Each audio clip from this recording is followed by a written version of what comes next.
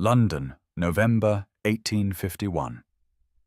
The rain fell in cold, relentless sheets against the soaring Gothic windows of St. Paul's Cathedral, each droplet trailing down the ancient glass like tears the living were too proper to shed.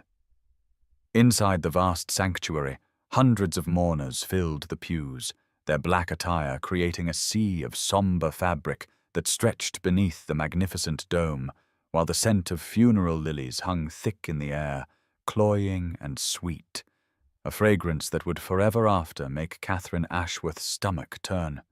She stood in the front pew, perfectly still in her widow's weeds, the heavy black bombazine gown restrictive around her ribs, the thick veil obscuring her face like a shroud for the living. At 28 years of age, Catherine presented the very picture of grieving propriety. Her gloved hands clasped around a black-bound prayer book, her posture impeccable despite the weight of the elaborate mourning costume that seemed designed to punish the wearer as much as honor the dead. The bishop's voice echoed through the cavernous space, speaking of Lord Edmund Ashworth's virtue, his service to the crown, his distinguished lineage, each word landing on Catherine's shoulders like another stone in an already unbearable burden. She had stood thus for over an hour, listening to lies elevated to eulogy, watching as London's elite paid their respects to a man they privately knew to be a scoundrel, all while maintaining the elaborate fiction that society demanded. The grey November light filtered through the stained glass windows, casting muted colours across the cold marble floor. Blues and reds and golds that seemed drained of all vibrancy, as lifeless as the man in the ornate casket before the altar.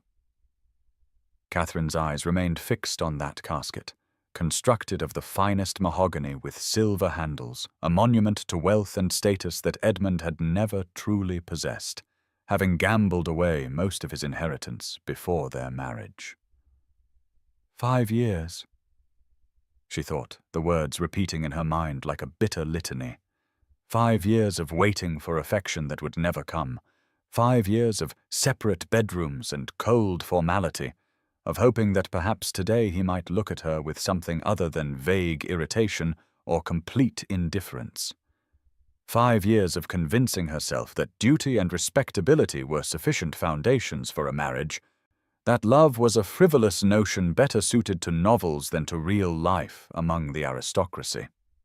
As the service drew to its conclusion, the mourners rose as one, the rustle of fabric and shuffle of feet creating a sound like wind through dead leaves. Catherine remained standing, her hands trembling slightly against the prayer book, the only outward sign of the turmoil within. It was then, in that moment of transition between ceremony and departure, that she heard the whisper that would shatter what remained of her carefully maintained composure. Lady Pemberton, standing just behind and to the left, leaned toward her companion, her voice low, but not quite low enough. "Poor Mrs. Ashworth," the woman said, her tone dripping with false sympathy. Wearing black for a man who kept a mistress in Chelsea the entire 5 years of their marriage there. At least she's finally free of the humiliation. The words struck Catherine like a physical blow, stealing the breath from her lungs. She stood frozen, her fingers tightening convulsively around the prayer book until the leather binding creaked in protest. The mistress in Chelsea. 5 years, the entire duration of their marriage. Somewhere in the rational part of her mind, Catherine understood that she had known, or at least suspected, that Edmund's frequent absences and complete disinterest in her company meant he was finding companionship elsewhere. But to hear it stated so baldly, to realize that all of London society knew, that they had known all along and pitied her, or worse, laughed at her behind their fans and over their tea, that knowledge crashed over her like a wave of ice water.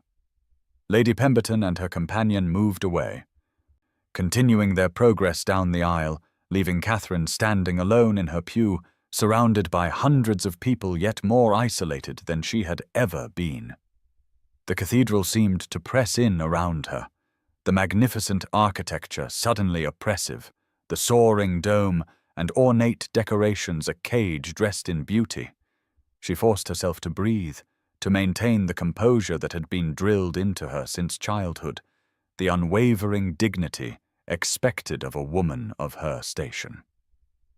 Her father-in-law, Lord Thomas Ashworth, appeared at her elbow, his weathered face composed in what might have been mistaken for grief by those who did not know him. He took her arm with practiced gentleness, the gesture one of support, but also of possession, a reminder that even in widowhood she remained bound to the Ashworth name. And "You performed your duty admirably, Catherine," he said, his voice pitched low for her ears alone. "The Ashworth name remains untarnished thanks to your discretion." She looked up at him, seeing in his pale blue eyes the same calculation that had characterized his son, the same ability to view people as assets or liabilities rather than human beings deserving of consideration. He knew, she realized with another jolt of understanding. He had always known about the mistress, about Edmund's neglect, about the hollow mockery of their marriage. And he approved, as long as she had maintained appearances, as long as she had played her assigned role without complaint or scandal. "Catherine," he said again, his grip on her arm tightening slightly. "The carriage is waiting. We must lead the procession to the cemetery." She nodded mutely, allowing herself to be guided down the aisle, past the rows of mourners who watched with expressions ranging from genuine sympathy to avid curiosity to barely concealed satisfaction at witnessing her humiliation. As they emerged into the cold November rain, Catherine lifted her face slightly, letting the icy drops strike her veil, wanting to feel something other than the numbness that had settled over her like a second shroud. The carriage that would carry her to the cemetery loomed before her, black and imposing, drawn by horses with black plumes nodding from their heads. She was handed inside by footmen whose faces she could not see through her veil, settling onto the black velvet cushions in the dim interior that smelled of expensive leather and decay. As the carriage lurched into motion, Catherine finally allowed her rigid posture to collapse, her shoulders curving forward as if under an unbearable weight. Through the rain-streaked window, she watched the grey streets of London pass by, the respectable townhouses and fashionable squares where she had lived her entire life, suddenly foreign and hostile. She had been raised to be the perfect gentleman's wife, educated in music and watercolours and French, trained in household management and the subtle arts of social navigation. She had entered her marriage with Edmund Ashworth, believing that affection might grow between them, that respect and companionship would develop over time. Instead, she had spent 5 years as little more than an ornament, displayed when necessary to maintain appearances, otherwise ignored and forgotten. "You were merely an ornament to preserve reputation," she thought, finally allowing herself to acknowledge the truth she had been avoiding. A convenient fiction to maintain the illusion of respectability, while Edmund pursued his own pleasures elsewhere. The rain continued to fall as the funeral procession wound through London toward the cemetery, and Catherine sat alone in the darkness of the carriage, wearing black for a husband who had never loved her, grieving not for the man she had lost, but for the 5 years of her life she would never recover, for the girl she had been who believed duty and propriety would somehow be enough. 3 months had passed since Edmund's funeral, and Catherine Ashworth found herself imprisoned in a tomb of her own making, or rather, one that society and the Ashworth family had constructed around her with ruthless efficiency. February 1852 brought bitter cold to London. Frost etching delicate patterns on the windows of Ashworth House, the modest townhouse in Bloomsbury that had been part of her marriage settlement and now served as her cage. Her private sitting room had been transformed into a shrine to grief she did not feel, every surface draped in black crepe that absorbed what little winter light managed to penetrate the heavy curtains. The mirrors had been covered according to custom, reflecting nothing, as if even her own image was too vivid for the performance of mourning. Black fabric shrouded the furniture, black ribbons adorned the picture frames, and even the clock on the mantelpiece had been stopped at the hour of Edmund's death, freezing time in that moment, as if she too had ceased to exist as anything other than a monument to loss. The house itself seemed to hold its breath, sounds muted and distant, footsteps on the stairs dulled by black runners, voices in the hallway reduced to whispers. Catherine sat in a high-backed chair near the inadequate fire, for even the flames seemed diminished in this atmosphere of enforced gloom, her black bombazine gown rustling stiffly as she shifted position. The mourning costume was no less restrictive than the one she had worn at the funeral, the corset laced tight beneath layers of black silk and wool, the high collar seeming to choke her, the heavy skirts weighing her down as if grief itself had physical mass. She was permitted no relief from this uniform of widowhood, no touch of white at the collar or cuffs, no jewelry save her wedding ring and a mourning brooch containing a lock of Edmund's hair that she wore only when expecting visitors from the Ashworth family. Those visits came with depressing regularity, Lord Thomas and his sister appearing weekly to ensure Catherine was maintaining proper standards of grief, speaking in hushed tones about duty and family honour, reminding her that a full year of deep mourning was expected before she could even consider half-mournings, greys and lavenders.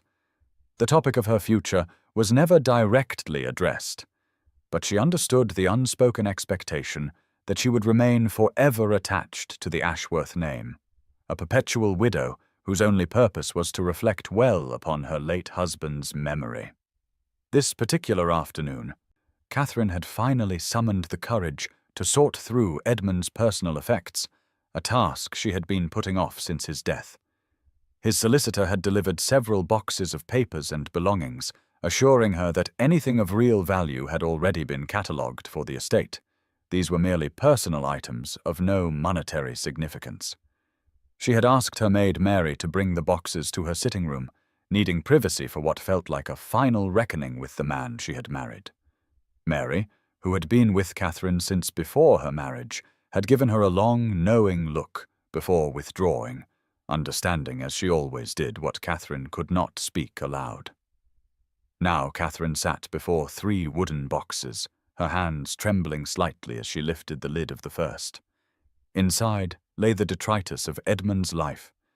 Calling cards and invitations, racing forms and gambling chits, a silver flask engraved with his initials, a collection of cheap novels of the sensational variety. Nothing of substance, nothing that spoke to who he had been beyond the superficial. The second box contained more of the same, along with a miniature portrait of a woman Catherine did not recognize, beautiful and dark-haired, her expression knowing in a way that made Catherine's stomach tighten. She set the miniature aside and reached for the third box, smaller than the others, containing what appeared to be correspondence. The letters were tied with a faded blue ribbon, incongruous against all the black surrounding her, and as Catherine untied the bundle with fingers gone numb from more than just the cold, she recognized Edmund's handwriting on the envelopes. They were addressed to a Mrs. Arabella Norton at a residence in Chelsea, and even before Catherine opened the first letter, she knew with terrible certainty what she would find. The letters spanned the entire 5 years of their marriage, beginning just weeks after their wedding and continuing almost until Edmund's death. Catherine read them in chronological order, her expression frozen, her body very still, as Edmund's voice spoke to her from beyond the grave with more honesty than he had ever shown her in life. To his mistress, he was witty and passionate, writing of his devotion and desire, of the tedium of his obligations and his longing to be free of them. In one letter dated shortly after their marriage, he wrote with casual cruelty, "The Ashworth girl has a comfortable portion and asks no questions. She'll serve the purpose well enough. Her £10,000 will settle the worst of my debts and keep my father from disinheriting me entirely. As for affection, well, that's what I have you for, my darling Bella." Catherine read the words 3 times, needing to be certain she had not misunderstood, though their meaning was brutally clear. £10,000. That was what she had been worth to Edmund, the inheritance from her mother that had passed to her husband upon their marriage. She had known the money was part of the arrangement, of course. Marriage among their class was always partly financial, but she had believed there was at least some regard, some foundation beyond mere transaction. Now she understood that even that small dignity had been a delusion. She had been purchased to pay gambling debts. Selected not for any quality of character or person, but simply because her portion was sufficient and her nature compliant. The subsequent letters painted an even bleaker picture, Edmund writing to his mistress about the boring necessity of occasionally dining with his wife, of keeping up appearances for society and his father, of his relief that Catherine never demanded anything of him beyond basic courtesy. He joked about her earnest attempts to please him in the early months of their marriage, her careful management of his household, her quiet presence at social functions. To Arabella Norton, Edmund presented Catherine as a convenient fiction, a role being played, not a real woman with thoughts and feelings and hopes that he was systematically destroying through his indifference. When Catherine finally set down the last letter, the winter afternoon had faded into evening, the fire had burned low, and her hands were shaking so badly that the papers rustled like autumn leaves. She sat in the gathering darkness, surrounded by the suffocating black crepe and the evidence of her husband's betrayal, feeling something shift inside her chest. It was not the sharp pain of fresh heartbreak, for she realized she had not loved Edmund enough for his faithlessness to truly wound her heart. Instead, it was a slower, colder understanding, a recognition that she had spent 5 years of her life playing a part in someone else's fiction, that she had subordinated her own desires and dreams to a marriage that had been nothing but a financial transaction dressed in the trappings of respectability. Catherine stood abruptly, moving to the window and pulling back the heavy curtain to look out at the street below. Gaslight flickered in the February dusk, illuminating the respectable facades of neighboring houses, behind whose windows other lives were being lived, other dramas playing out. She lifted her left hand, looking at the gold wedding band that had encircled her finger for 5 years, leaving a pale stripe on her skin where the metal had blocked the sun. For a long moment she simply stared at it, this symbol of a bond that had never truly existed. Then, with a decisive motion, she twisted it off her finger for the first time since Edmund had placed it there. The ring came away easily, as if it too recognized it no longer belonged, and Catherine held it in her palm, feeling its weight, so light for something that had been such a burden as the mark it left on her finger was stark, a band of pale skin that would fade in time, but for now stood as evidence of what she had endured. She heard a soft knock at the door, and Mary entered with a tea tray, her practical face showing concern as she took in the scattered letters and Catherine's rigid posture by the window. The maid set down the tray and came to stand beside her mistress, not speaking, simply offering silent companionship. "You've served your time, ma'am," Mary said finally, her voice gentle but firm. Any more mourning would be for a ghost that never existed. Catherine turned to look at her maid, this woman who had witnessed her marriage from its hopeful beginning to its hollow end, and felt tears prick her eyes for the first time since the funeral. What does a woman do, Mary, when she discovers she's grieving a fiction? The question hung in the air between them, unanswerable and terrible. Mary reached out and squeezed Catherine's hand, a breach of propriety that spoke to the affection between them. "You stop grieving the fiction, ma'am, and start living the truth, whatever that might be." That evening, after Mary had withdrawn and Catherine was alone again in her black-draped prison, she did something she had not permitted herself in the 3 months since Edmund's death. She went to the bookshelf hidden behind a panel in the wall, a small collection of novels that she had accumulated over the years, stories that were considered too passionate, too unconventional for proper young ladies. Edmund had never known about this collection, had never cared enough about her private hours to inquire how she spent them. Now Catherine selected a worn copy of Jane Eyre, a story of a woman who refused to accept the limitations placed upon her, who demanded to be seen and valued for who she truly was. She settled into her chair, pulled a shawl around her shoulders against the cold that seemed to emanate from the very walls, and began to read by the light of a single candle. Outside, winter rain began to fall, tapping against the windows like fingers seeking entrance, and somewhere in the distance a clock chimed the hour. But in her chair, surrounded by the trappings of false grief, Catherine felt the first stirrings of something she had not experienced in 5 years, perhaps longer. It was not happiness, not yet, but it was awareness, a recognition that the prison in which she sat had no real bars. That the mourning she performed was for a marriage that had never deserved her loyalty, that somewhere beyond these black-draped walls was a life she had not yet imagined, waiting for a woman brave enough to claim it. Late March brought the first tentative signs of spring to London, though winter seemed reluctant to relinquish its hold entirely. And on this particular afternoon, Catherine found herself walking through Hyde Park in defiance of every expectation placed upon her. The expedition had not been planned. Rather, it had been born of desperation after yet the stifling visit from Lord Thomas Ashworth, who had spent an hour lecturing her on the impropriety of being seen in public during deep mourning, all while sitting in her black-draped sitting room and consuming her tea and cakes with evident satisfaction.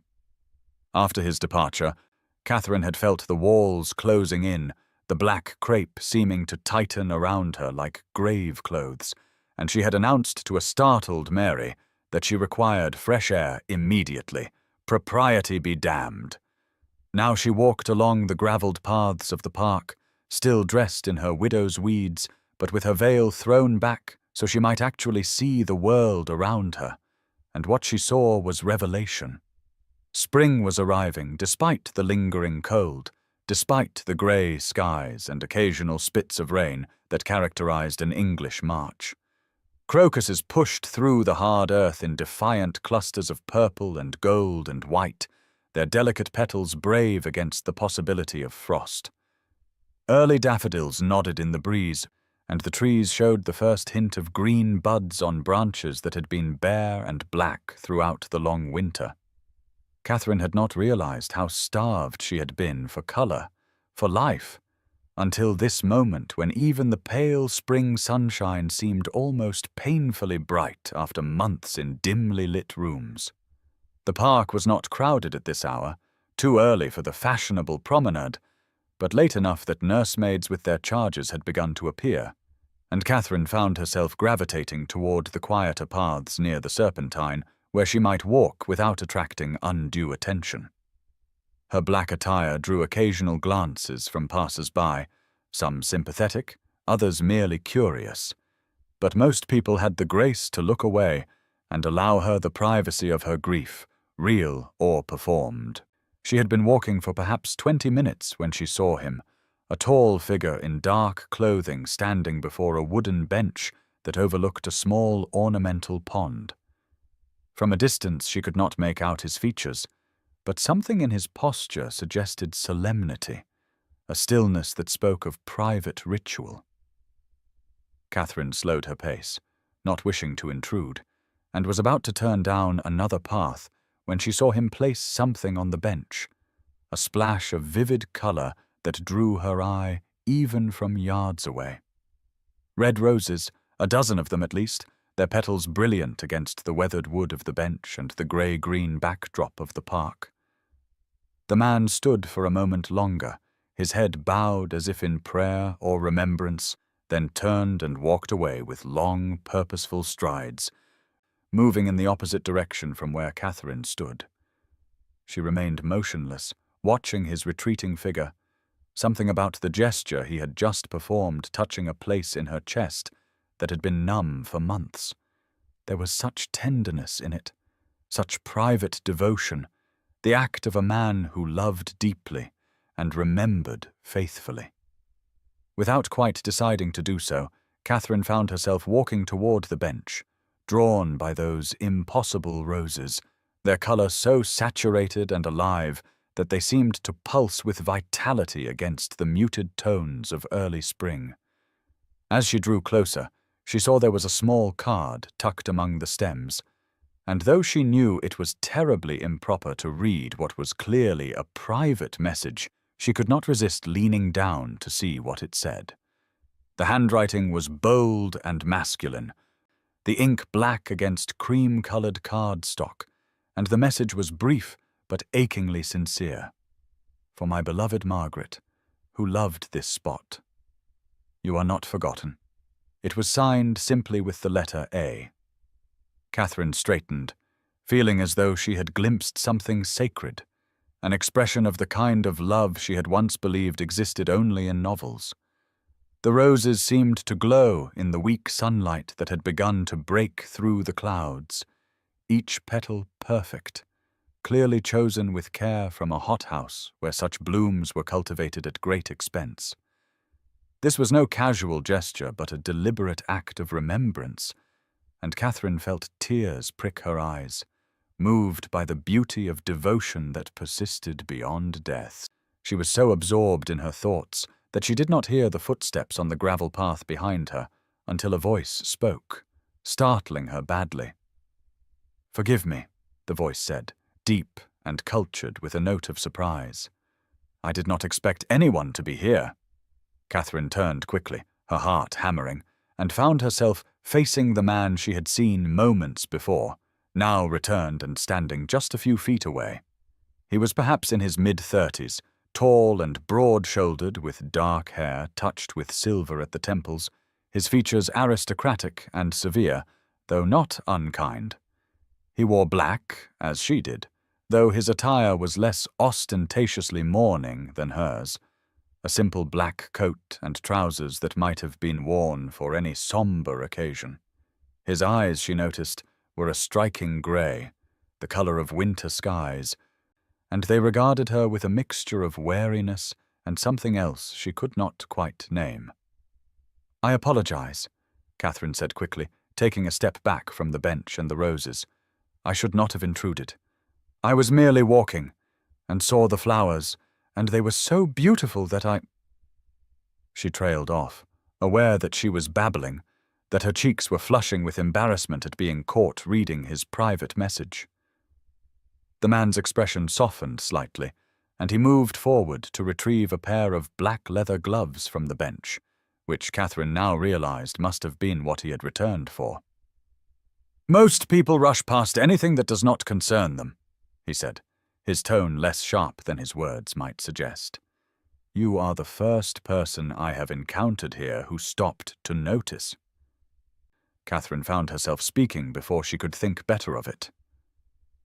"I find I notice more now. Grief has a way of making you see what others miss." The words hung between them, an admission she had not intended to make, and she saw something shift in his expression, recognition perhaps, or simple understanding. He looked at her more carefully, taking in her widow's weeds, the black veil thrown back to reveal her face, the prayer book she carried more from habit than devotion. His own features softened further, the wariness giving way to something approaching compassion. "You have suffered a loss," he said, and it was statement rather than question. "Yes." Catherine's voice was barely above a whisper. "My husband passed in November." There was a pause, during which a breeze rustled the trees around them and sent a shower of early cherry blossoms drifting across the path like snow.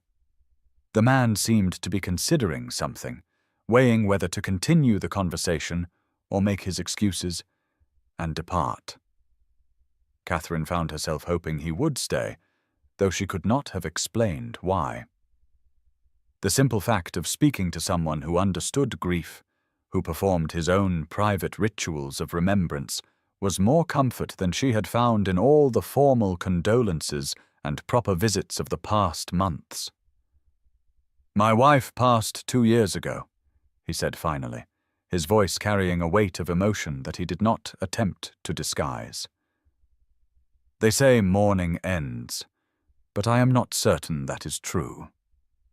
The admission was unexpected in its honesty, and Catherine felt something in her chest loosen, a tightness she had not fully acknowledged until this moment when it began to ease. She looked at him, this stranger who was not quite a stranger, and spoke the truth she had been circling around for weeks. Perhaps mourning ends when we finally mourn the right things. He stared at her, clearly startled by the observation, and for a long moment neither of them spoke. Around them, the park continued its afternoon rhythms, children calling to each other in the distance, birds singing their territorial claims in the budding trees, the soft whisper of wind through new grass.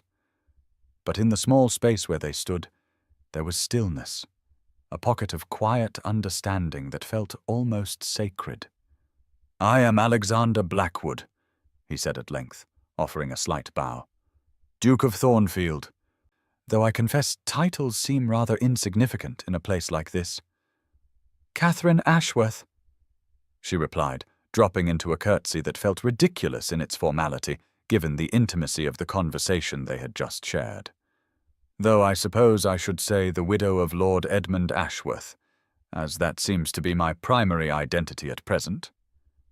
A hint of a smile touched Alexander's mouth, the expression transforming his severe features into something approaching warmth.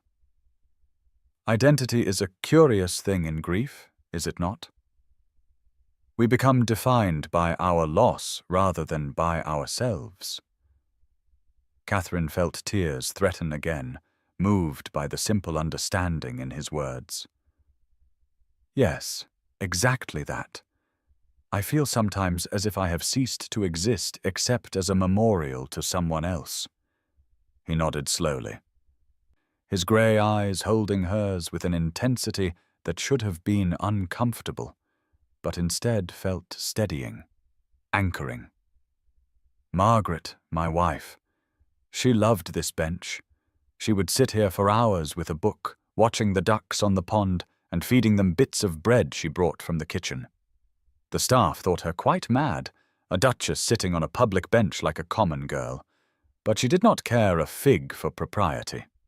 His voice had softened with memory, and Catherine could hear the genuine affection there, the love that persisted beyond death. "She sounds wonderful," Catherine said, meaning it. To have inspired such devotion, such faithful remembrance, she must have been extraordinary. She was, Alexander agreed simply, then seemed to shake himself slightly, as if remembering where he was and to whom he was speaking. "But I am keeping you from your walk, Mrs. Ashworth. Forgive me for imposing on your time." "Not at all," Catherine said quickly, surprising herself with her vehemence. "That is, I have found this conversation more sustaining than any I have had in months. There is such relief in speaking honestly rather than performing the expected platitudes." Alexander's expression grew thoughtful as he studied her face, and Catherine felt seen in a way she had not experienced since before her marriage. Perhaps never. "You understand," he said softly. "So few people do. They expect grief to be tidy, to follow prescribed forms and timelines. But it is messy and complicated, and often contradictory." "Yes," Catherine breathed, feeling as though he had articulated something she had not been able to name. "Exactly, yes." They stood for a moment longer, the red roses brilliant between them, a reminder of the love that had brought Alexander to this spot, and the loneliness that had driven Catherine to walk through the park in defiance of convention. The weak sunlight strengthened slightly, gilding the scene with pale gold, and Catherine felt something she had not experienced in years. Not happiness precisely, but possibility, the sense that the world might hold more than she had allowed herself to imagine. "I walk here most afternoons," Alexander said, his tone casual but his eyes intent. "Weather permitting. If you should happen to pass this way again, I would not be averse to further conversation." Catherine felt her heart lift in a way that was both thrilling and terrifying. "I often walk in the afternoons myself," she replied, matching his careful tone. "It would be pleasant to have company, should our paths happen to cross." They parted then with formal bows and curtsies that belied the connection that had formed between them, and Catherine continued her walk through the park with steps that felt lighter than they had in months. When she glanced back once, she saw Alexander still standing by the bench, the red roses vivid against his dark clothing, watching her retreating figure with an expression she could not quite read. That night, lying in her bed in the black-draped house, Catherine found herself thinking not of Edmund and his betrayals, but of a man who brought roses to a park bench, who spoke of grief with honesty and understanding, who had looked at her and seen not a convenient fiction, but a real woman worthy of genuine conversation, and for the first time since November, she fell asleep with something very much like hope warming her chest.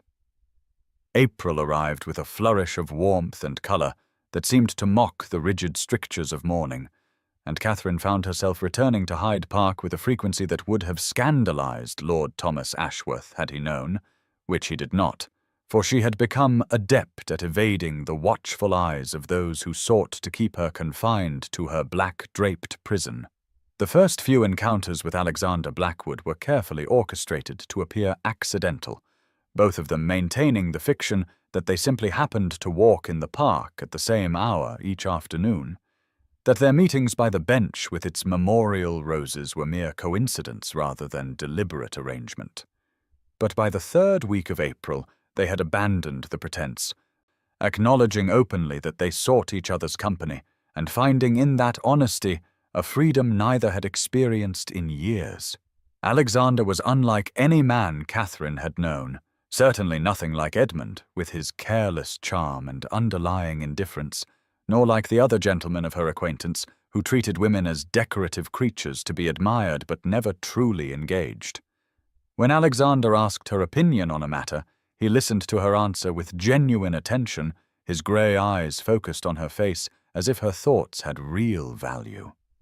They discussed books and politics, art and philosophy, ranging across subjects that Catherine had been taught were unsuitable for mixed company, but which Alexander introduced with the easy assumption that her mind was equal to his own. He told her about his estates in Northumberland, about the challenges of agricultural reform and the responsibilities of his seat in the House of Lords, speaking to her not as a pretty audience, but as an intellectual equal whose perspective he actively sought. In turn, Catherine found herself speaking more freely than she had in years, perhaps ever, articulating opinions she had kept hidden even from herself during her marriage, when silence and compliance had been her only shields. One afternoon in late April, as they walked together through the park under skies that threatened rain, Alexander asked the question Catherine had been both dreading and expecting. "You do not speak of your husband the way most widows do," he said, his tone careful but direct. "Were you content in your marriage, Mrs. Ashworth?" Catherine felt her step falter, and for a moment she considered offering the expected platitude, the fiction of satisfied duty that society demanded. But something in Alexander's expression, open and without judgment, made her choose truth instead. "I was dutiful," she said slowly, testing the words even as she spoke them. "I believed that would be sufficient. I was wrong." Alexander nodded thoughtfully, not pressing for elaboration, and Catherine felt a rush of gratitude for his restraint.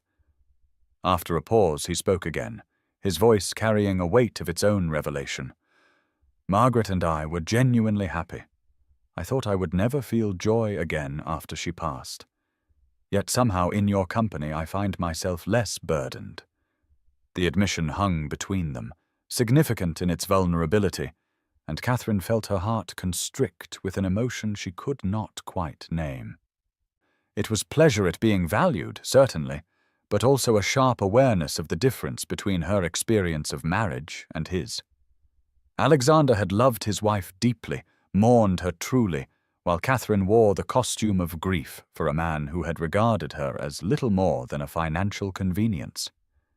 The contrast should have made her feel diminished, yet somehow Alexander's honesty elevated rather than cheapened her own experience, validating her right to complex feelings about Edmund's death. "Is it wrong?" she asked quietly. "To be glad one's cage door has opened, even if the reason is tragic?" Alexander stopped walking and turned to face her fully, his expression grave but kind.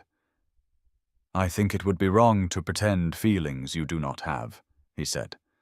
"Honesty, even uncomfortable honesty, has more value than performed sentiment."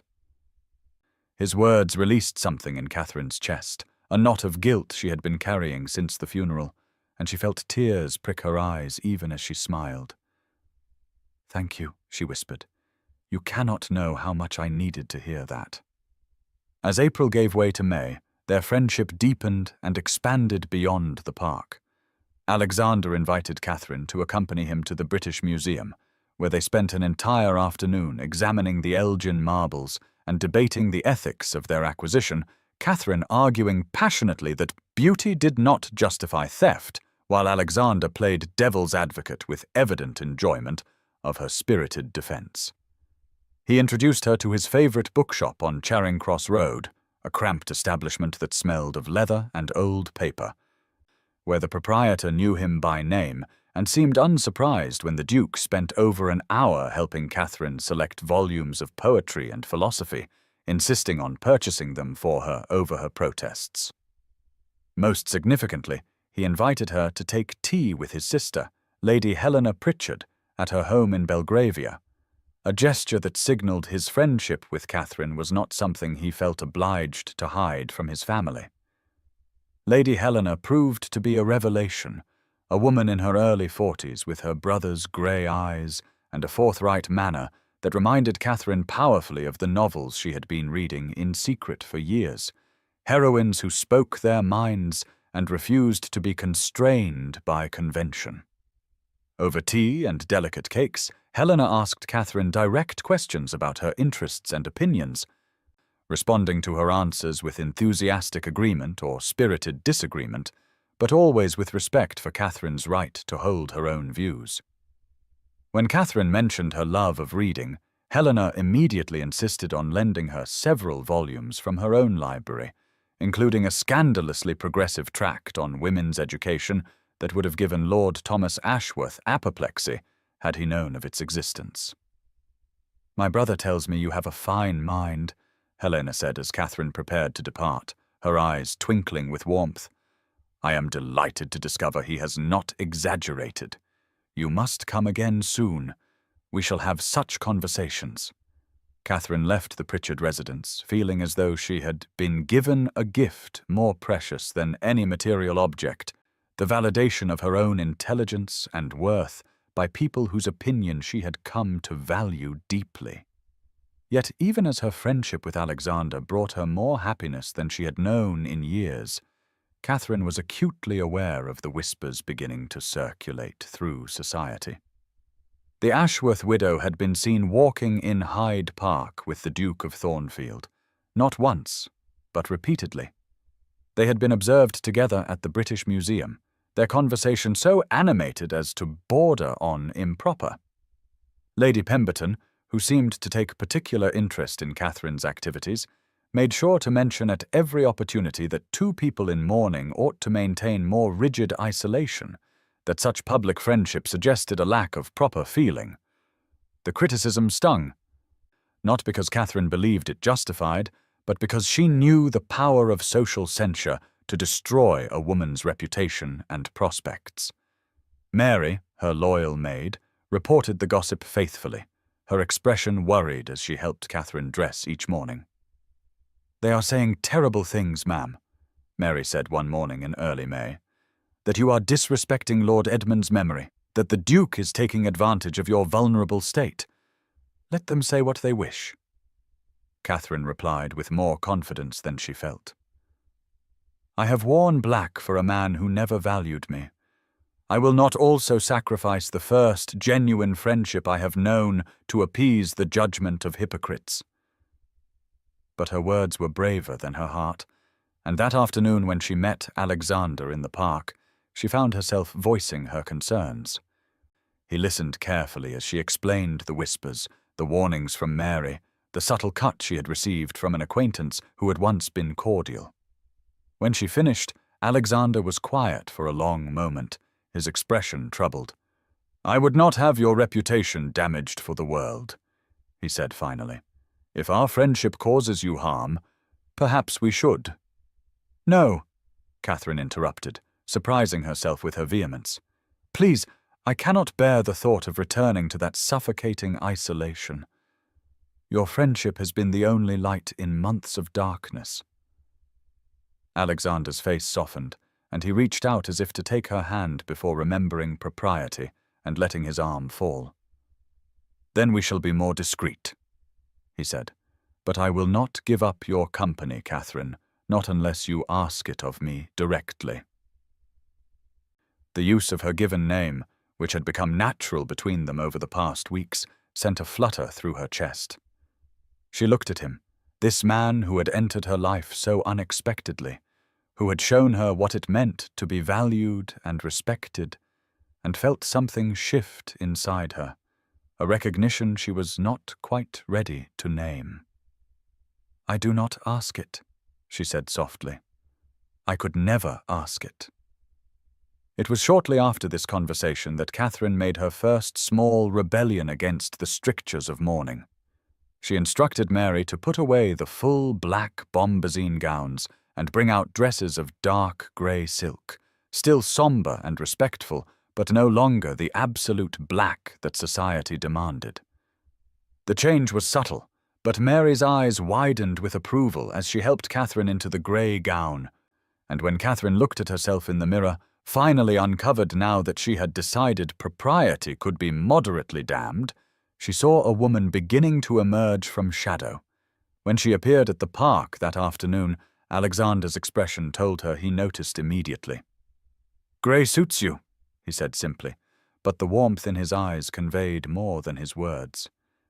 "It feels like rebellion," Catherine admitted. "Dangerous and exhilarating in equal measure." "Good," Alexander replied. "You have been confined too long." As May progressed and spring reached its full glory, Catherine found herself laughing more freely, speaking more boldly, existing more fully than she had in the entirety of her marriage. She and Alexander established a rhythm to their meetings, afternoons in the park when weather permitted, visits to museums and galleries, occasional tea with Helena, who had become a friend in her own right. They spoke of everything and nothing, sharing childhood memories and adult disappointments, debating the merits of various poets and the deficiencies of Parliament, falling into comfortable silences that felt as intimate as conversation. Alexander told her about Margaret, about their courtship and marriage, and Catherine listened without the jealousy she might have expected, finding instead a deep appreciation for the love he described. Margaret had been vivacious and bold, passionate about causes from abolition to education reform, unafraid to use her position as Duchess to advance her beliefs. "She sounds extraordinary," Catherine said one afternoon, as they sat on the bench that had been Margaret's favourite spot. "You must miss her terribly." "I do," Alexander agreed, his voice carrying the weight of honest grief. "But I am learning that missing someone and moving forward need not be mutually exclusive. For weeks I felt guilty for enjoying our conversations, as if finding pleasure in your company was somehow a betrayal of Margaret's memory." "And now?" Catherine prompted gently. "Now I believe Margaret would have liked you tremendously," Alexander said, turning to look at Catherine with an expression of such warmth that it stole her breath. She always said I needed someone who would challenge my assumptions and refuse to let me become pompous. You do both with remarkable frequency. Catherine felt heat rise to her cheeks, pleasure and something deeper warming her from within. I have learned that you respond well to challenge, Your Grace. She used his title teasingly, as had become their habit when the conversation grew too serious or too intimate. Alexander, he corrected automatically, though they both knew she would continue to alternate between his title and given name as suited her mood. And yes, I find I do respond well to challenge, particularly from a woman whose intelligence I have come to admire profoundly. The moment stretched between them, weighted with meaning neither was quite ready to articulate, and then Alexander stood abruptly, offering his hand to help Catherine rise. "Walk with me," he said. "There is something I wish to show you."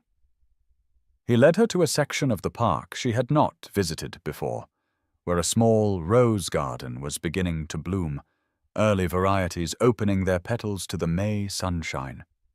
The colors were extraordinary after months of black and gray and muted tones, reds and pinks and whites and yellows, each bloom perfect and impossibly vivid. Catherine stopped at the entrance to the garden, overwhelmed by the sheer abundance of beauty, and felt tears slip down her cheeks before she could prevent them. "I have not allowed myself to see color," she said, her voice breaking. "I did not realize how starved I was for it." Alexander stood beside her, not touching but close enough that she could feel the warmth of his presence. "We deny ourselves so much in the name of duty and propriety," he said quietly. "Sometimes we forget that life continues, that beauty persists, that we are permitted to experience joy, even in grief." Catherine turned to him, this man who had brought color back into her gray world, who had reminded her that she was more than a convenient fiction or a memorial to someone else's life. "Thank you," she said, meaning it for so much more than just the roses. For the first time in years, Catherine Ashworth felt fully alive, awake to possibility and open to whatever might come, even as she knew that the path forward was fraught with complication and risk, even as society's whispers grew louder and her own heart grew more entangled with a man who still loved the wife he had lost. She could not bring herself to retreat back into the safety of isolation, for she had tasted friendship and intellectual communion and the heady pleasure of being truly seen, and she would not willingly return to the darkness, whatever the cost. Late May brought unseasonably warm weather to London, the kind of heavy heat that made the city feel languid and drowsy, and it was on such an afternoon that Alexander extended an invitation that would alter the careful equilibrium Catherine had established over the past weeks. They were walking through the park, Catherine in a gown of deep charcoal grey that represented another small step away from full mourning, when Alexander mentioned almost casually that he would be honoured if she would visit his London residence, that there was something he wished to show her, something important. The invitation was significant in ways that required no explanation, for a widow visiting a widower's private home went well beyond the bounds of their already questionable friendship, but Catherine found herself accepting before she could consider the implications, drawn by the obvious importance Alexander placed on whatever he wished to share. The following afternoon, she arrived at the imposing townhouse in Mayfair that served as the Duke of Thornfield's London seat, her heart beating uncomfortably fast beneath her corset as a footman ushered her into an entrance hall of breathtaking grandeur. Marble columns soared toward a painted ceiling depicting some classical scene. A magnificent staircase curved upward in a sweep of polished mahogany. And everywhere Catherine looked, she saw evidence of wealth and taste that made her own modest circumstances seem almost shabby by comparison. Alexander appeared at the top of the stairs, descending with the easy grace of a man completely comfortable in such surroundings, and his smile when he saw her was warm enough to ease some of her nervousness. "Thank you for coming," he said, taking her hand in greeting and holding it perhaps a moment longer than strictly necessary. "I know this is somewhat irregular, but I wanted you to see this in private, without the eyes of society watching and judging." He led her up the grand staircase and along a corridor hung with family portraits, generations of Blackwoods staring down with expressions ranging from stern disapproval to benign interest, until they reached a door at the far end of the hallway. Alexander paused before opening it, his hand on the ornate handle, and Catherine saw something flicker across his face that might have been uncertainty or perhaps pain. "This was Margaret's favorite room," he said quietly. "I have kept it much as she left it. It seemed important, somehow, to preserve what she loved." He opened the door and Catherine stepped into a space that stole her breath, not with its grandeur, though it was certainly grand, but with its beauty and the overwhelming sense of presence that seemed to permeate every surface. The gallery, for such it clearly was, stretched the length of the townhouse, its walls covered in silk of deep blue-green that caught the afternoon light streaming through tall windows overlooking the gardens below. Paintings hung in careful arrangement, not the formal portraits one might expect, but rather a collection that spoke of personal passion and refined taste, landscapes and still lifes, classical scenes and contemporary works, each piece clearly chosen for its own merit rather than to impress visitors. Sculptures occupied pedestals placed at intervals along the room, busts of philosophers and statesmen. A marble Venus that blushed pink in the warm light. But it was the portrait at the far end of the gallery that drew Catherine's eye and held it, a life-sized painting of a woman who could only be Margaret Blackwood, and Catherine felt her steps slow as she approached it, drawn and repelled in equal measure. Margaret had been beautiful, there was no other word for it, though her beauty was of a vibrant, animated sort that the portrait captured imperfectly, suggesting that in life she must have been even more striking. Dark hair fell in artful curls around a face of classical proportions, high cheekbones and full lips curved in a smile that suggested intelligence and humor. But it was her eyes that dominated the portrait, large and dark, and filled with such life that Catherine felt they followed her as she moved closer, assessing her with an intensity that made her want to look away. The artist had captured her in a gown of deep crimson, scandalously bright for a formal portrait, and around her neck was a magnificent ruby necklace that drew the eye to the graceful column of her throat. She stood in a garden, roses blooming extravagantly around her, one hand extended as if offering a bloom to the viewer, and the whole composition radiated warmth and vitality and confidence. This was a woman who had known her own worth, who had moved through the world secure in her beauty and position, and the love of those around her. Catherine felt something cold and hard settle in her stomach as she stared at the portrait. A recognition that was both revelation and devastation. She had been falling in love with Alexander Blackwood, she realized with painful clarity. Perhaps had been since that first meeting in the park when he had shown her kindness and understanding. Certainly had been during the weeks of friendship that had opened her world and shown her what genuine companionship could be. But standing before this portrait, seeing the evidence of Margaret's extraordinary presence, Catherine understood with crushing certainty that she could never compete with such a memory. How could she, plain Catherine Ashworth, who had been deemed adequate for a gambling wastrel but nothing more, how could she possibly measure against a woman who had been duchess and beauty and force of nature all combined?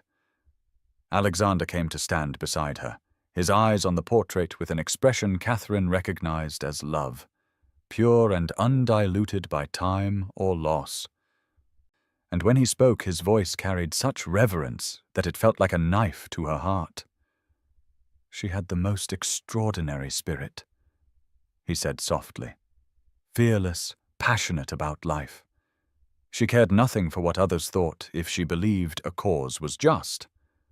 The ruby necklace in the portrait, she wore it to a state dinner, and scandalized half the court because she had sold the matching bracelet and earrings to fund a school for working-class girls. The Queen was not amused, but Margaret simply laughed and said if Her Majesty wished to fund education herself, Margaret would happily wear the complete set next time." His voice held such affection, such pride in her audacity, that Catherine felt tears prick her eyes. "She sounds remarkable," she managed, her own voice sounding thin and strained to her ears. "You were fortunate to have such a love." "Few people ever experience it." Alexander nodded, still gazing at the portrait as if seeing not paint and canvas, but the living woman. "I was a better man because of her," he said. "She challenged me constantly, refused to let me hide behind my title or privilege. She believed the aristocracy had obligations that went beyond maintaining estates and attending Parliament, that we had a duty to use our positions to improve the lives of those less fortunate. Half my friends thought her dangerously radical, but I think she may have been simply ahead of her time." Catherine felt something breaking inside her chest, fracturing into pieces that she knew would never quite fit back together correctly. This was what Alexander had loved, what he continued to love even 2 years after Margaret's death. And how could Catherine's quiet intelligence and careful opinions possibly compare to such vibrant conviction? She was no beauty, had no great causes that fired her passion, possessed no fortune or position that might make her valuable beyond her own modest person.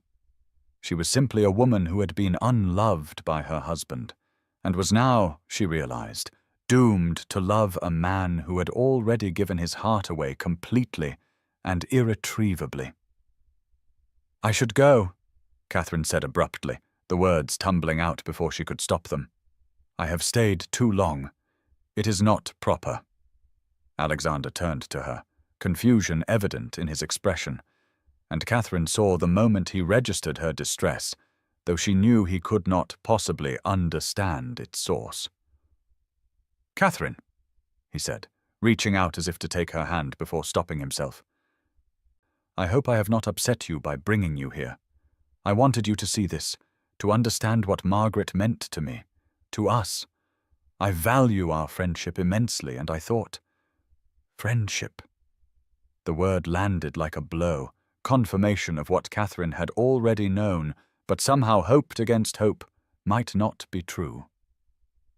"Of course," she said, forcing her voice to steadiness. "Of course, Your Grace, I am honored by your trust. But truly I must go.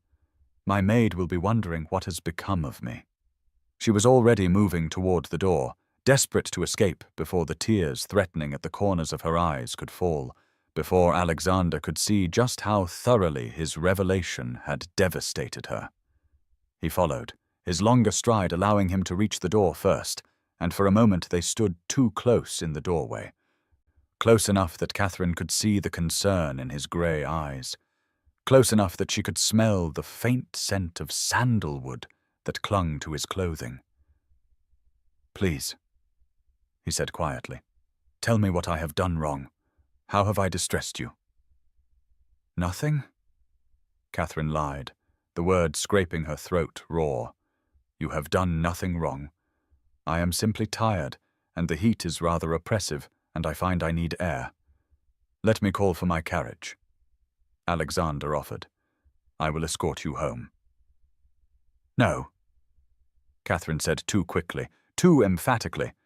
"No, I prefer to walk. Please, Your Grace, just let me go." She saw hurt flash across his features at her use of his title, at the formal distance she was deliberately placing between them, but she could not help it. could not bear another moment in this house that was shrine to a woman she could never hope to equal. Alexander stepped back, allowing her passage, and Catherine fled down the corridor and the grand staircase, barely pausing to collect her bonnet and gloves from the footman before escaping into the street. The afternoon heat struck her like a physical force, the air thick and still, carrying the scents of horse manure and coal smoke, and humanity pressed too close together. London in summer with all its glamour stripped away to reveal the grimy reality beneath. Catherine walked blindly, not caring where her feet carried her, only needing distance from that portrait with its knowing eyes and vibrant beauty, from Alexander's reverent voice describing a love so perfect it could never be replicated or replaced. She found herself eventually in a small square, one of those pocket gardens that dotted London's wealthy neighbourhoods, and sank onto a bench beneath a plane tree whose broad leaves provided merciful shade. Only then did she allow the tears to fall, pressing her gloved hands to her face as if she could physically hold back the sobs that tore from her throat. What had she expected, she asked herself bitterly, that a man who had loved so deeply, so completely, would somehow transfer that devotion to her, plain Catherine, who brought nothing extraordinary to the table beyond a willingness to listen and a modest education. She had been a fool to hope, to imagine that the friendship they shared might develop into something more. Alexander had shown her kindness because he was a kind man, had enjoyed her company because she was presentable and moderately intelligent, but that was all it was and all it could ever be. How could she compete with a ghost, especially a ghost as perfect as Margaret Blackwood had clearly been? The woman in that portrait had been everything Catherine was not, beautiful and bold and passionate, a force of nature who had made the world bend to her vision. Catherine was merely dutiful, quiet, content to read her novels and keep her opinions safely hidden, a woman who had been deemed adequate for a wastrel's purposes, but who had never inspired genuine devotion in anyone. The comparison was not just unfavorable, it was devastating, a reminder that Catherine had always been second choice, second best, the one selected when no better option presented itself. She sat in that small garden for over an hour, until the tears finally stopped, and the sun began its descent toward evening. Until she felt empty and hollowed out, but at least capable of returning home without completely falling apart. When she finally rose and made her way back to Ashworth House, Mary took one look at her face and asked no questions, simply helped her out of her grey gown and into a loose wrapper, brought her tea that Catherine did not drink, and sat quietly in the corner doing needlework, while Catherine lay on her bed staring at the ceiling. That evening, a note arrived from Alexander, his handwriting bold on cream-coloured paper. Catherine stared at it for a long moment before opening it, steeling herself for whatever it might contain. The message was brief, but carried a weight of concern that made fresh tears prick at her eyes. "My dear Mrs. Ashworth, I fear I caused you distress this afternoon through my thoughtlessness. Please know that was never my intention. I hold our friendship in the highest regard and would be devastated to think I had damaged it through carelessness. If I have offended you, please grant me the opportunity to apologize properly. I remain, as always, your devoted friend, Alexander Blackwood." Catherine read the note 3 times, each reading making her heart ache more profoundly. Your devoted friend. There it was again, that word that defined the limits of what they could be to each other. She folded the note carefully and placed it in the drawer of her writing desk, where she kept Alexander's previous letters, a small collection of correspondence that she knew she should probably burn but could not bring herself to destroy. She did not reply that evening, nor the next day. Unsure what she could possibly say that would not reveal too much or demand what he could not give. And so began Catherine's withdrawal, a pulling back from the friendship that had come to mean everything to her, a retreat into the safety of isolation, where her heart might at least be protected from further damage, even if it meant surrendering the only joy she had known in years. She told herself it was necessary, that continuing to see Alexander would only deepen her attachment to a man who could never return her feelings, that it was better to end things now before she became so entangled that escape would be impossible. But even as she made these rational arguments to herself, Catherine felt the walls of her black-draped prison closing in once more, the color draining from her world as surely as if spring had reversed itself and winter returned. And she mourned not for Edmund, who had never deserved her grief, but for Alexander, who had shown her what life could be, and whom she now had to release, for both their sakes, even if it broke her heart completely in the process.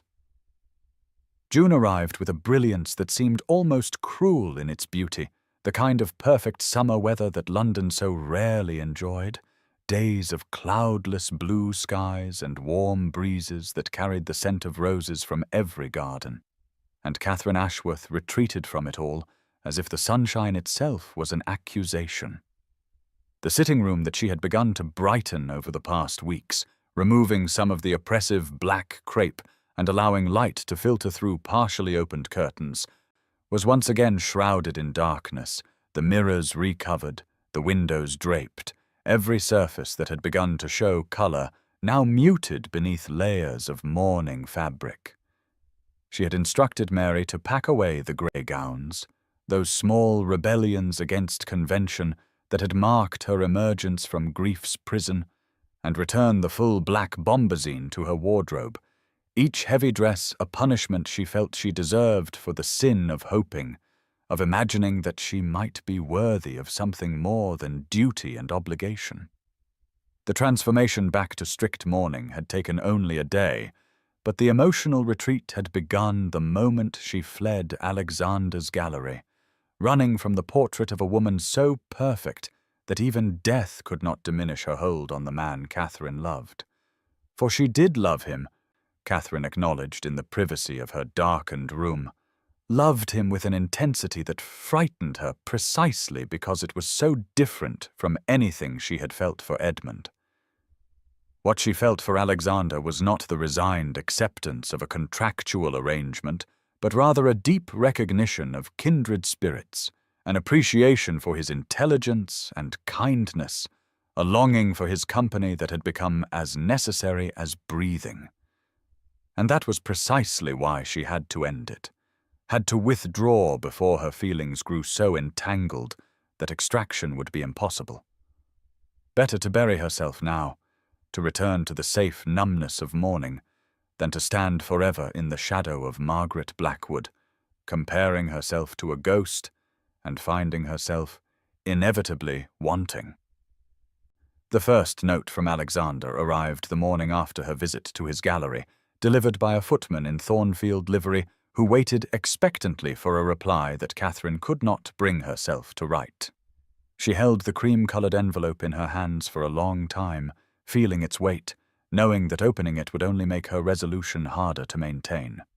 Finally, she broke the seal and read his words, his concern evident in every carefully chosen phrase, his confusion palpable, his desire to make amends for an offence he did not understand, and which Catherine could not explain touching her, even as it deepened her pain. She placed the letter in her desk drawer unopened and did not reply. A second note arrived the following day, then a third, each one growing slightly more desperate in tone, though still maintaining the careful courtesy that characterized all of Alexander's communications. He begged for the opportunity to see her, to understand what he had done wrong, to repair whatever breach had opened between them. He spoke of missing their conversations, of the park bench that seemed empty without her presence, of his sister Helena, who had asked after her with genuine concern. Each letter was a knife to Catherine's heart, but she steeled herself against the pain and left them all unanswered, knowing that any response would weaken her resolve. that hearing his voice or seeing his face would shatter the fragile walls she was building around her wounded heart. Mary watched these proceedings with increasing distress, her normally cheerful face drawn with worry as she helped Catherine dress each morning in the hated black gowns, as she served tea that went untouched, as she picked up the unopened letters that accumulated on Catherine's writing desk like accusations. For nearly a week the maid held her tongue, but finally, on a morning when Catherine had refused to eat breakfast and sat staring blankly at the covered windows, Mary's composure broke. "Ma'am," she said, her voice sharp enough to cut through Catherine's fog of misery. "Begging your pardon, but you are burying yourself alive just when you had found a reason to live." Catherine turned slowly to look at her maid, this woman who had been her only true companion through 5 years of loveless marriage and 3 months of false mourning, and felt her carefully maintained composure crack slightly. "You do not understand, Mary," she said, her voice hollow. "You cannot understand." "Then explain it to me," Mary challenged, her hands on her hips, in a posture that would have been insubordinate from any other servant, but which Catherine recognized as genuine concern. "Explain why you are throwing away your happiness, why you refuse to see a gentleman who clearly values you, why you have returned to this tomb when you are finally beginning to live." Catherine felt tears prick her eyes, hot and insistent, and she blinked them back with effort. "Better to bury myself than to stand in the shadow of a dead woman for the rest of my life," she said, the words tearing from her throat like broken glass. "Better this loneliness than the agony of loving someone who can never love me in return, who has already given his heart so completely to another that there is nothing left for anyone else." Understanding dawned in Mary's eyes, followed by a sympathy that was somehow worse than judgment would have been. "Oh, ma'am," she said softly, "you have fallen in love with the Duke."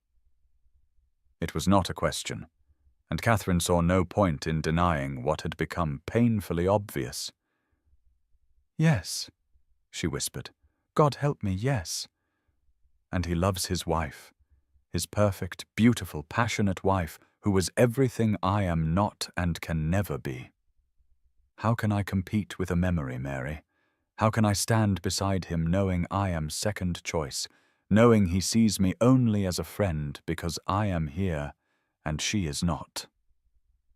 Mary came to kneel beside Catherine's chair, taking her mistress's cold hands in her own warm ones, a breach of propriety that both women ignored. "Did he say that, ma'am?" Mary asked gently. "Did the Duke tell you that you were second choice, that he could never care for you?" "No," Catherine admitted. "But I saw the portrait, Mary. I saw how he looked at her painting, heard how he spoke of her. She was extraordinary, and I am merely ordinary. I cannot ask him to settle for less than what he had." "You are not less," Mary said fiercely. "You are different, and there is no shame in that. Perhaps the Duke needs different. Perhaps he needs someone who understands quiet strength rather than loud passion, someone who has survived her own trials and emerged with grace intact." But Catherine shook her head, unable to accept comfort that felt like false hope. "You are kind, but you did not see. You did not hear the reverence in his voice. He will love her forever. And I cannot bear to be a poor substitute, a placeholder for a ghost." The days that followed were among the darkest Catherine could remember, worse in some ways than the immediate aftermath of Edmund's death, because then she had been numb, protected by shock and the absence of real grief. Now she felt everything with excruciating clarity, the loss of Alexander's friendship like an amputation, a phantom pain that persisted even though she knew the limb was gone. She stopped going to the park entirely, afraid of accidentally encountering him, afraid that her resolve would crumble at the sight of his face. She refused all social invitations, the few that came to a woman in mourning, and spent her days in the darkened sitting room reading the same pages of books without comprehending a single word. The house, which had briefly felt less oppressive during her weeks of friendship with Alexander, closed around her once more like a coffin, and Catherine felt herself disappearing into it, becoming nothing more than a shadow in black, a ghost haunting her own life.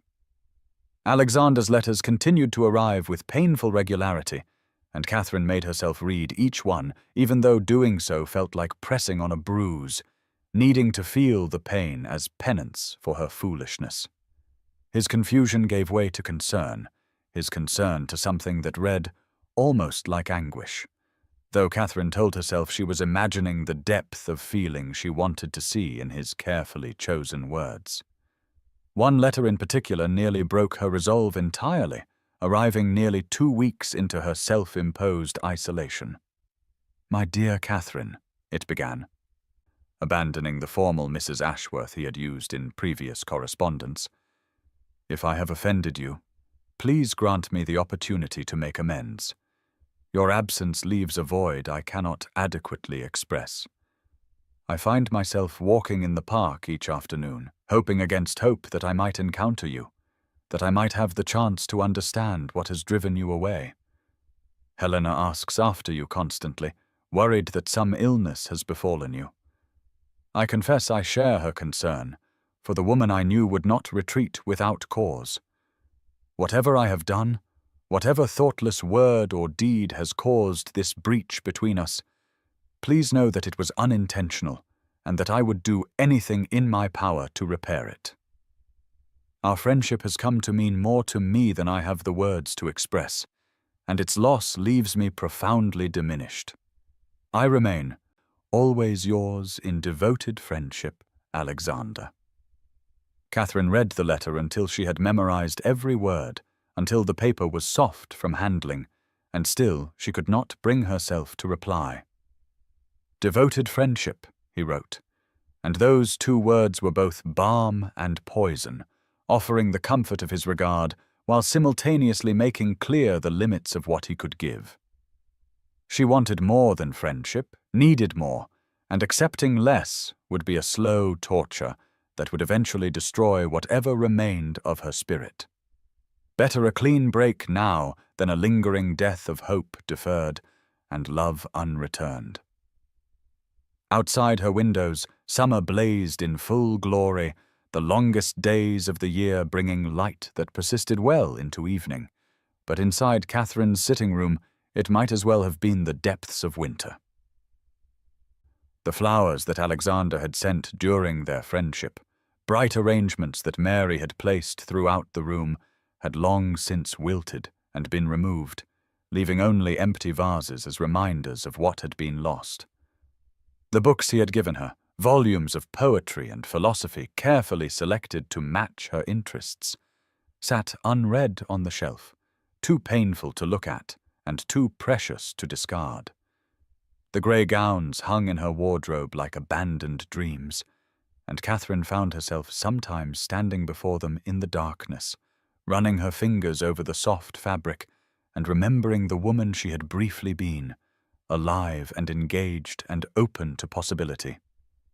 Mary tried various strategies to draw Catherine out of her self-imposed exile, suggesting walks in the early morning when the park would be empty, proposing visits to museums or galleries at times when they were unlikely to encounter anyone of consequence, even offering to arrange tea with Lady Helena, who had sent several concerned notes of her own. But Catherine refused it all, terrified that any crack in her armor would lead to complete collapse, that she would find herself running back to Alexander and begging for whatever scraps of affection he might be willing to offer, dignity and self-preservation be damned. She knew herself well enough to understand that her resolve was finite, that given enough temptation she would abandon her principles and accept friendship when what she wanted was love, and so she avoided temptation entirely by avoiding everything and everyone connected to the brief, brilliant weeks when she had imagined a different future. As June progressed toward July, Catherine felt herself fading, becoming translucent, like the ghosts she had once read about in novels, present but not quite real, going through the motions of existence without actually living. She ate because Mary insisted, slept fitfully because her body demanded it, performed the basic functions of survival without any real investment in continuing. It was a kind of death, she recognized, a choosing of safety over vitality, of numbness over pain, and there was a terrible comfort in it, in knowing that if she felt nothing, then nothing could hurt her. But even as she retreated further into her self-constructed tomb, even as she convinced herself that this isolation was necessary and right, Catherine could not quite extinguish the small flame of longing that persisted in her chest, the traitorous hope that whispered, perhaps, that suggested she might be wrong about Alexander's feelings, that reminded her of moments when his eyes had held something more than mere friendship. She crushed that hope ruthlessly each time it emerged, knowing that hope was the most dangerous thing of all, the emotion that could convince her to risk everything and lose it all. Better to be safe in her grief than destroyed by failed hope. Better to mourn what might have been than to discover with certainty that it could never be. And yet, in the darkest hours of the night, when sleep eluded her and honesty was unavoidable, Catherine acknowledged the terrible truth that Mary had tried to make her see. She was not protecting herself by withdrawing. She was simply exchanging one form of suffering for another, trading the risk of rejection for the certainty of loneliness. And while loneliness was familiar and therefore bearable, it was also soul-destroying in its slow, inexorable way. She was burying herself alive, just as Mary had accused, interring herself in black crape and false propriety while the world outside continued in all its messy, vibrant, complicated glory. But knowing the truth and having the courage to act on it were entirely different things, and as June faded into July, and Alexander's letters finally stopped coming, their absence somehow worse than their arrival, Catherine remained in her darkened sitting room, watching summer sunshine struggle through heavy curtains, mourning not Edmund, who had never deserved her tears, nor even Alexander, who she had lost by her own choice, but rather the woman she had briefly been during those weeks of friendship, the woman who had laughed freely and spoken boldly and allowed herself to hope for happiness, the woman who now seemed as lost and unreachable as any ghost, buried beneath layers of fear and self-protection that Catherine was no longer certain she had the strength to shed. The invitation to the Duchess of Pemberton's summer ball had arrived in mid-June, when Catherine was deep in her self-imposed isolation, and she had initially discarded it without a second thought, unable to imagine circumstances under which she would willingly enter a ballroom filled with the very society that had whispered about her friendship with Alexander. But Mary, with the persistence that had characterized all her attempts to draw Catherine out of her despair, had retrieved the invitation from the rubbish bin and placed it pointedly on Catherine's breakfast tray each morning for a week, until finally Catherine had acknowledged its existence with a weary sigh. "Your mourning year is complete, ma'am," Mary had said, her tone brooking no argument. "Lord Thomas himself said you should begin re-entering society. It would be improper to refuse the Duchess of Pemberton." And so Catherine had found herself, on a warm July evening when summer seemed determined to demonstrate London at its most oppressive, standing before her mirror as Mary fastened the buttons of a gown that represented yet another small rebellion against expectation. It was not the bright colours that would have been appropriate for a woman fully emerged from mourning, nor was it the unrelieved black she had worn for months. Instead, Catherine had chosen a gown of deep burgundy silk, the colour of wine or heart's blood, dark enough to suggest lingering grief, but rich enough to indicate she was no longer entirely lost in it. The bodice was cut in the current fashion, lower than anything she had worn during her marriage to Edmund, and the skirts fell in elegant folds that rustled with each movement. Mary had dressed her hair with care, pulling it back from her face in a style that was both sophisticated and severe. And around her neck, Catherine wore the only jewelry she possessed of any value, a simple strand of pearls that had been her mother's. Looking at herself in the mirror, Catherine barely recognized the woman staring back, someone who looked both wounded and defiant, vulnerable and determined, poised on the edge of something she could not quite name. "You look beautiful, Ma'am," Mary said softly, her eyes shining with emotion, like a woman ready to live again. Catherine was not certain she agreed with that assessment, but she was at least dressed, and the effort of preparation had carried her this far, so she might as well continue.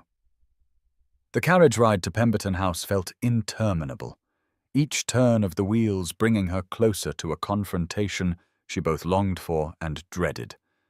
She had not seen Alexander in nearly 6 weeks, had not responded to his letters or his messages, and the thought of encountering him in a crowded ballroom with hundreds of eyes watching their every interaction made her stomach twist with anxiety. Perhaps he would not be there, she told herself without much conviction. Perhaps he had already left London for his country estate, escaping the summer heat as most of society did. But even as she hoped for his absence, Catherine knew she would be devastated if he was not there, if her first re-entry into society did not include the chance to see his face, to gauge whether her withdrawal had damaged their connection beyond repair. Pemberton House blazed with light when Catherine's carriage pulled up to the entrance, hundreds of candles illuminating windows that stood open to catch any possible breeze, and the sounds of music and laughter spilled out into the street, creating an atmosphere of almost frantic gaiety. Catherine allowed a footman to hand her down from the carriage, then climbed the steps to the entrance, with her heart hammering so loudly she was certain everyone could hear it.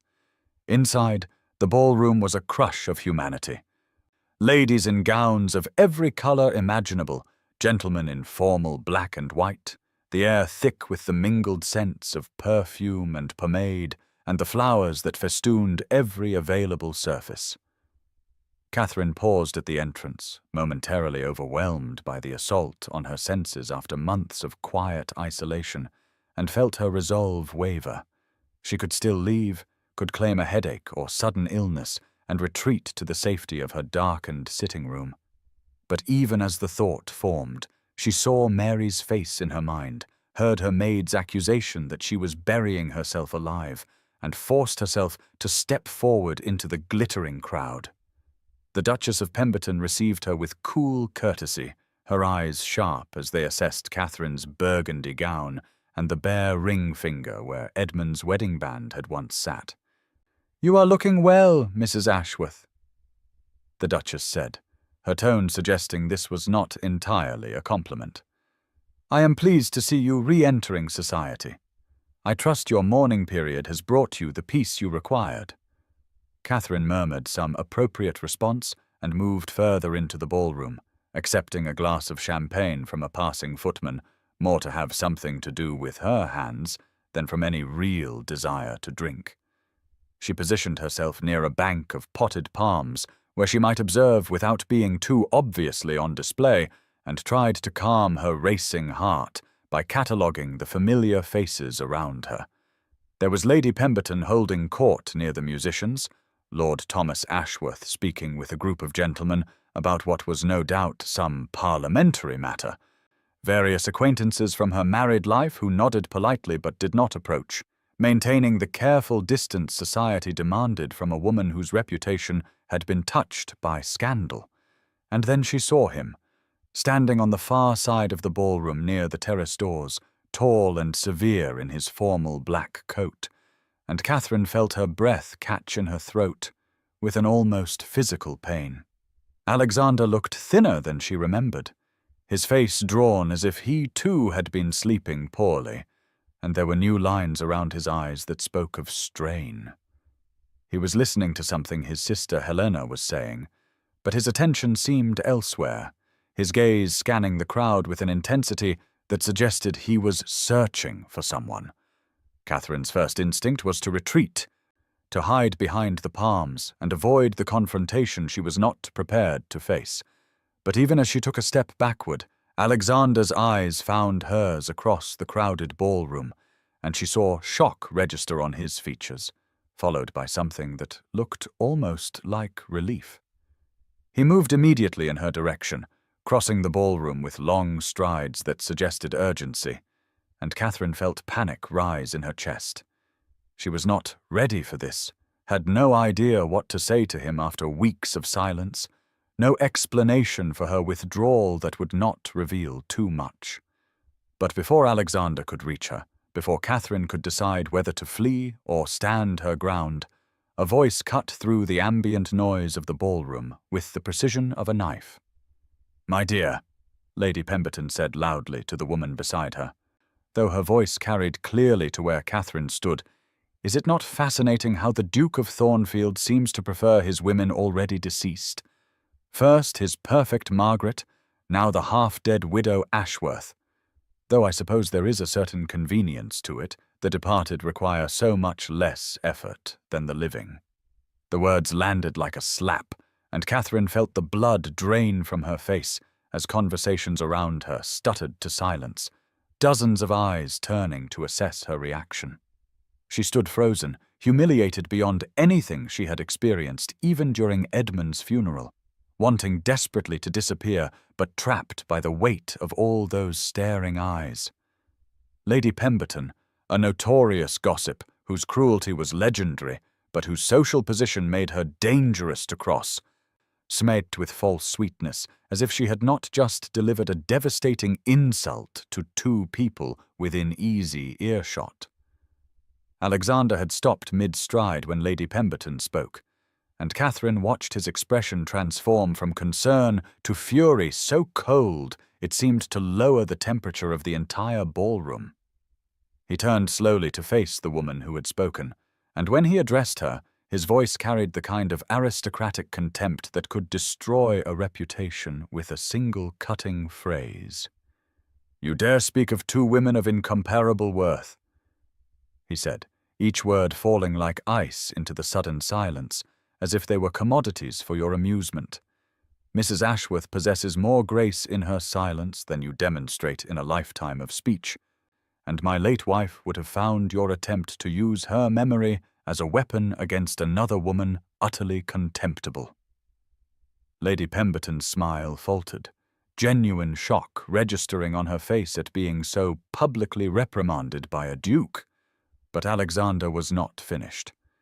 He crossed to where Catherine stood, still frozen in mortification, and took her cold hand in his, a gesture of support that was witnessed by everyone in the ballroom. "If you wish to discuss my preferences, madam," he continued, his eyes never leaving Catherine's face, "then let me be perfectly clear. I prefer women of intelligence and integrity, women who possess the courage to speak truth even when it is uncomfortable, women who value substance over spectacle. Mrs. Ashworth embodies all these qualities and more, and I count myself extraordinarily fortunate that she tolerates my company at all, much less honors me with her friendship." The ballroom remained silent, everyone absorbing this unexpected declaration, and Catherine felt tears prick her eyes at Alexander's fierce defense, even as her heart broke at his final word. Friendship. Even now, even in this moment of public revelation, that was all he could offer. She pulled her hand gently from his grasp, needing to escape before she completely fell apart in front of half of London society. "Please excuse me," she whispered, her voice barely audible, and turned toward the terrace doors, desperate for air and privacy and darkness to hide the tears that were already beginning to fall. She heard Alexander call her name, but did not stop. Pushing through the doors onto the terrace, where the night air hit her overheated skin like a blessing, she hurried down the steps into the garden beyond, following a gravel path that led away from the house, from the music and laughter and cruel whispers, needing distance from all of it. "Catherine!" The voice came from behind her, Alexander following at a distance that suggested he was trying not to overwhelm her, but was determined not to let her disappear. "Please, allow me to explain." "Explain what?" Catherine said without turning, her voice rough with unshed tears. "That I am a pleasant distraction from your grief. That you feel obligated to defend me because I am pathetic and alone. That you value my friendship and wish to preserve it." She heard his sharp intake of breath, felt him come closer, though he still did not touch her. "I have been a fool," he said quietly. "Please, Catherine, look at me." She turned slowly, and in the moonlight filtering through the garden trees, she could see his face, see an expression she had never witnessed before, raw and vulnerable and utterly sincere. "I thought I was being honorable," he said. "I thought by maintaining the bounds of friendship I was protecting you, respecting the memory of both our spouses, preserving propriety. But in truth I was simply being a coward, afraid to acknowledge what I have felt since that first day in the park when you spoke to me with such honesty about grief."